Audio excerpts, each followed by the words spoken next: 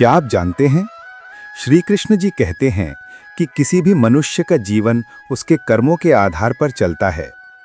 जैसे उसके कर्म होते हैं वैसा ही उसका जीवन बनता है।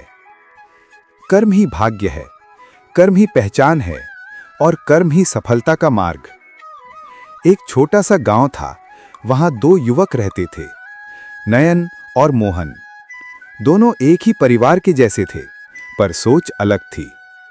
नयन कहता था, जो मैं जैसा बीज बोता हूं वैसा ही मुझे फल मिलेगा, मेहनत ही मेरा कर्म है। मोहन कहता था, कर्म से कुछ नहीं होता, किस्मत में जो लिखा है वही होगा। दोनों ने एक ही समय पर खेत में बीज बोए। नयन रोज खेत में मेहनत करता, सिंचाई, देखभाल, खाद डालना, और मोहन आलस्य करता, अरे जो होना होगा हो जाएगा। समय बीत गया। जब फसल का समय आया, नयन का खेत सोने जैसा लहलहा रहा था, वहीं मोहन का खेत सूखा पड़ा था।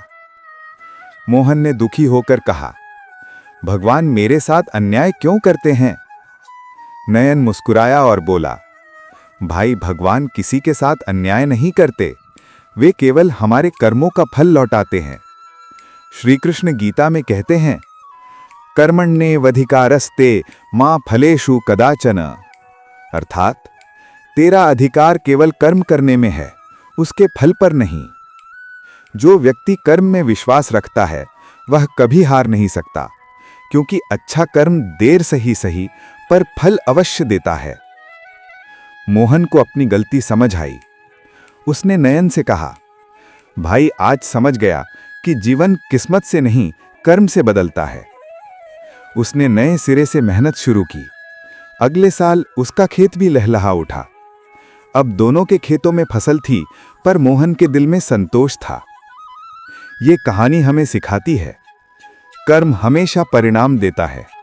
जो कर्म नहीं करता वो अवसर खो देता है, और जो कर्म करता है वो भाग्य बनाता है।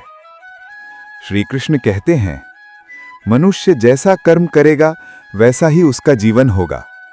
इसलिए अगर जीवन में सुख, सफलता और शांति चाहिए तो अच्छे कर्म करते रहिए, बिना फल की चिंता किए, क्योंकि कर्म ही जीवन की दिशा तय करता है।